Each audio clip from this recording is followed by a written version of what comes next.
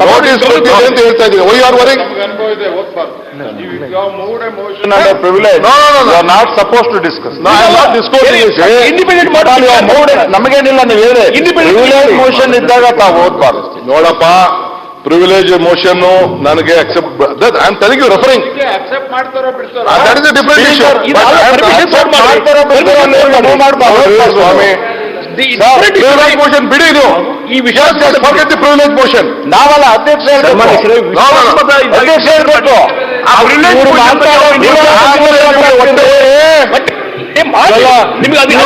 ತೊಂದರೆ ಹೇಳಲೇಬಾರ್ದಾಗರೆ, ನೀವು ಕೊಟ್ಟ ತೊಂದರೆ ಹೇಳಲೇಬಾರ್ದ? ಬೇರೆ ನೋಟಿಸ್ ಕೊಟ್ಟಿದ್ದಾರೆ, ಮೋಷನ್ ಮೂವ್ ಮಾಡಿದೀನಿ ಅಂತ ಹೇಳಿ ಚರ್ಚೆ ತಗೊಂಡು ಸರ್ ಅದು ಬೇಡ ಅಂತ ಹೇಳಿದ್ವಿ ನಾವು. When this notice is pending with you, how can you debate the same before the assembly, sir? ನಾನು ಎಲ್ಲಿಗೆ ಹೋಗ್ಬೇಕು ಅಲ್ಲಿಗೆ ಹೋಗ್ತಾ ಇದ್ದೀನಿ. ನಾನು ನೀವು ಎಲ್ಲಿಗಾರ ಹೋಗಿ ಸರ್, ನೀವೇ ನೋಡಿ ಅಧ್ಯಕ್ಷೆ, ನನಗೇನಿಲ್ಲ. ನೋಡಿ ಇದೆ ಬಿಜೆಪಿ ಸರ್ಕಾರ ರಚನೆಗೆ ಡಿಕೆಶಿ ಬೆಂಬಲ. ಸಚಿವ ಡಿಕೆ ಶಿವಕುಮಾರ್ ಅವರು ತಮ್ಮ ವಿರುದ್ಧ ದಾಖಲಿಸುವ ಐಟಿ ಇಡಿ ಪ್ರಕರಣಗಳನ್ನು ರದ್ದುಪಡಿಸುವ ನಿಟ್ಟಿನಲ್ಲಿ ಬಿಜೆಪಿ ರಾಷ್ಟ್ರೀಯ ಅಧ್ಯಕ್ಷರ ಮೇಲೆ ಇನ್ನೊಬ್ಬರ ಕಡೆಯಿಂದ ಒತ್ತಡ ಹೇರುತ್ತಿದ್ದಾರೆ. ಈ ಮೂಲಕ ಡಿಕೆಶಿ ಬಿಜೆಪಿ ಸರ್ಕಾರ ರಚನೆಗೆ ವಿರೋಧಿಸುವುದಿಲ್ಲ ಎಂದು ಭರವಸೆ ನೀಡುತ್ತಿದ್ದಾರೆ ಎಂದು ವಿಜಯಪುರದ ನಗರದ ಶಾಸಕ ಬಸವನಗೌಡ ಯತ್ನಾಳ್ ಹೊಸ ಬಾಂಬ್ ಸಿಡಿಸಿದ್ದಾರೆ.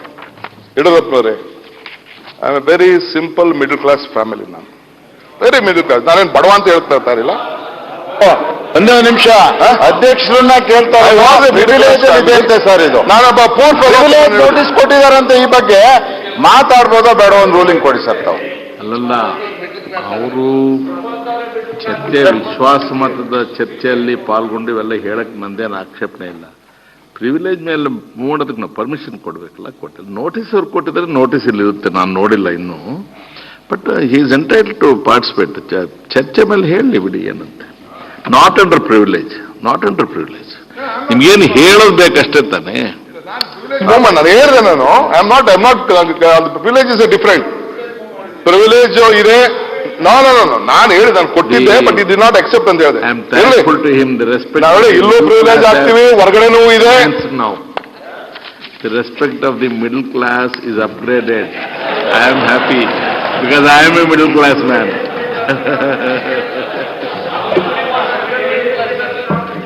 ಅಲ್ಲ, ನಾನ್ ಬರುವ ಅಂತ ಹೇಳ್ಕೊಳಿಕ್ ನಾನು ತಯಾರಿಲ್ಲ ಅಧ್ಯಕ್ಷ. That's good. ಅಲ್ಲ, ನೀವು APL ಬಿಡ್ರಿ. I have grown. ಬೆಳೆದಿದ್ದೀನಿ. Not an offense at all. ಬೆಳೆದಿದ್ದೀನಿ Swami. Nothing wrong. ದೊಡ್ಡಹಳ್ಳಿಯಿಂದ ಬಂದು, ದೊಡ್ಡಹಳ್ಳಿ ಕೆಂಪೇಗೌಡನ ಮಗ, ಇಲ್ಲಿ ಗಂಟ ಬಂದು 7 ಬಾರಿ 30 ವರ್ಷದಿಂದ ಇಲ್ಲಿ ಇದ್ದೀನಿ ಸ್ವಾಮಿ, ನಿಮ್ಮಂತವ್ರ ಆಶೀರ್ವಾದದಿಂದ. ಆ ಕನಕಪುರ ಕ್ಷೇತ್ರದ, ಸಾತ್ತೂರು ಕ್ಷೇತ್ರದ ಮಹಾ ಜನತೆ ಆಶೀರ್ವಾದದಿಂದ ಇಲ್ಲಿವರೆಗೂ ಬೆಳೆದಿದ್ದೀನಿ. ಬಿಸ್ನೆಸ್ ಮಾಡಿದ್ದೀನಿ, ಕಲ್ಲು ಹೊಡೆದಿದ್ದೀನಿ, ಹೊಲ ಉತ್ತಿದ್ದೀನಿ. ಈಗ 50 ಎಕರೆಗೆ ರೇಷ್ಮೆ ಹಾಕ್ಸಿದ್ದೀನಿ. ಇರ್ಲಿ ಬಿಡಿ, that is a different issue. ಅದನ್ನ ಫೇಸ್ ಮಾಡ್ಕೊಳ್ತೀನಿ. Whatever is there legal ಮಾಡ್ತೀನಿ. ಕೇಳಿ, ನಾನು ಅವ್ರು ಯಾಕೆ ಏನು ಹೇಳಿದ್ದಾರೆ ನನ್ನ ಫ್ರೆಂಡು ಅಂತಂದ್ರೆ, ನಾನು ಹೊಸ ಸರ್ಕಾರ ರಚನೆ ಆಯ್ತು, ನಾನು ನಮ್ಮ ಸೆಂಟ್ರಲ್ ಮಿನಿಸ್ಟರು, ಬೆಳಗಾಮಲ್ಲಿರೋರು, ಧಾರವಾಡಲ್ಲಿರೋರು, ಜೋಶಿ ಅವ್ರು ಇರ್ಬೋದು, ಇವ್ರಿರ್ಬೋದು, ಎಲ್ಲ ಹೋಗಿ ಸದಾನಂದ ಗೌಡ್ರು, ನಿರ್ಮಲಾ ಸೀತಾರಾಮ್, ಅವನೊಬ್ಬ ಮಂತ್ರಿ ಅಧ್ಯಕ್ಷ. ನಾನು I to do my duty.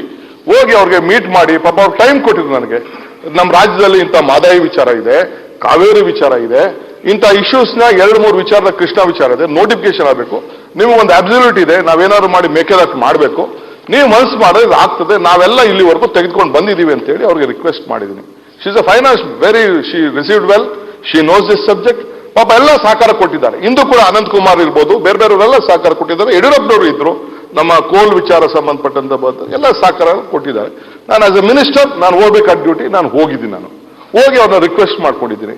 ಮಾಡ್ಕೊಂಡು ನಾನು ಬರಬೇಕಾದ ಡ್ಯೂಟಿ ಅವ್ರಿಗೆ ವಿಶ್ ಮಾಡಬೇಕಾಗಿ ಚೀಫ್ ಮಿನಿಸ್ಟರ್ ಹೋಗಿ ಪ್ರೈಮ್ ಮಿನಿಸ್ಟರ್ ಭೇಟಿ ಮಾಡಿದ್ರು.